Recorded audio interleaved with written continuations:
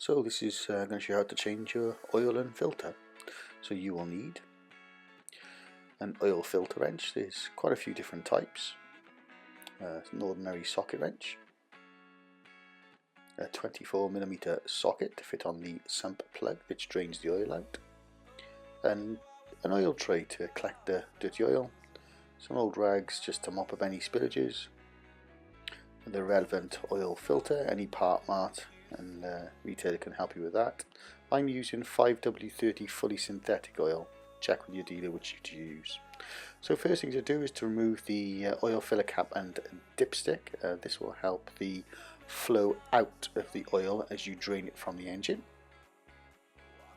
This is where the oil filter is. So as you look at the rear of the vehicle, it's underneath the bottom right, so it's near the rear right wheel. I will admit I have already pre-loosened the oil filter with the oil wrench, and I have also pre-loosened the oil drain plug as well with the 24mm socket. So place the relevant oil trays. I put one underneath the oil filter. You never know how much is going to come out, and this is the oil sump plug that I'm using now, and you rotate it left, so anti-clockwise. Now this good thing about this sump plug is it's quite long, so it won't just fall out into the oil. There we go, and this is what it looks like. Quite a big hefty beast of a filter really. So the oil's almost fully drained. Let's take out the drip tray. This is where the rags come in handy. Now let's just reinsert it. Now some people use a brand new crush washer, which I haven't mentioned. I've never done it and I've never had a problem. So you put it in hand tight first, never over tighten. So when you tighten it back up with a socket, you literally put it hand tight as much as you can. So righty tighty, so turn it right ways or clockways will tighten it. When you put it on with a socket, just give it a little nip up, just a little bit, and that's it, done. Don't worry about it, the heat will bind it to the vehicle. Anyway, next remove the oil filter that I've let drop into the bucket. Now this is the replacement oil filter. Brand spanking new. That's where it screws onto the bottom of the engine. As you can see, there's a rubber seal around the edge of the top of it as well. What we're going to do with that is we're going to coat it with some fresh oil straight out of the fresh oil that we're going to use for the oil change. There's normally little residue left in the top of the cap, like so. And literally, the reason why we're doing this again is to help it bind to the top of the bottom of the engine. So when you do it up, and you only do it up hand tight, and you do not use the filter wrench tool. So again, this is what it looks like under there. Sorry for the shaky camera.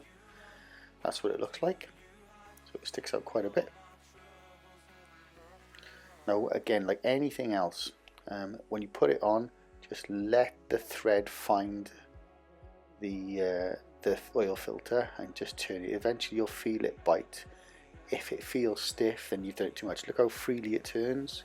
Yours should turn that freely. Any more than that, any resistance than that, don't try it. Just take it off and do it again. So you only do it up as hand tight as you possibly can. No use of the tool.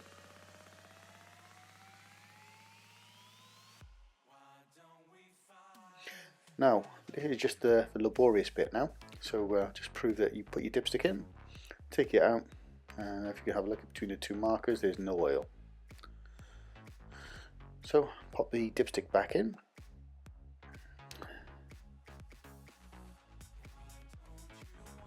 Then what we'll do is we'll put the funnel in. I've only got a little dinky funnel. I quite like it. It fits nicely in.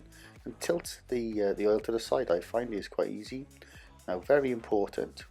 It's better to put too little in than too much, because you can always add to it. If you add too much, you've got to take some back out.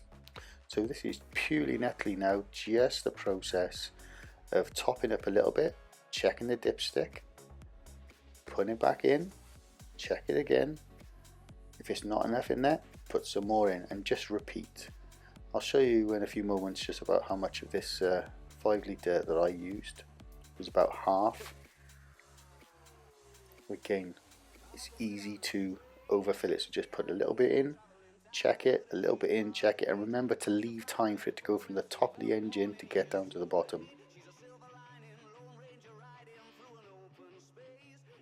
So what I do when I finally see some oil getting onto the bottom of the dipstick in between the bottom and the top, so somewhere about a third of the way from the bottom, I normally go away, have a cuppa and come back and then just let all the oil settle down. If you have too much oil in the engine, it may blow the oil engine seals, and that's a big job and costs money. So here we are, just one more final check just to make sure everything is as it should be. That's plenty in there. Clean the dipstick. Again, bottom, top, minimum, maximum, minimum, maximum. And it needs to be in between there to be safe to use. So insert the dipstick, take off the funnel, catch any drips, put the oil filler cap back on, and let's start locking it up.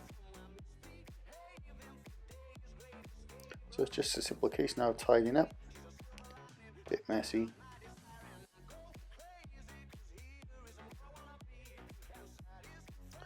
Cap back on the oil. I think this is where I show you how much I used. If you can just about make it up, I've got to straighten up a bit, let me flatten up. There we are. So it's just below half. So it was about just over 2.5 litres I used. As you can see, my my engine bonnet cover is a extendable umbrella. Pretty neat, works really well. So insert the engine bay cover. Tighten up the Zeus fastener, take off the brolly,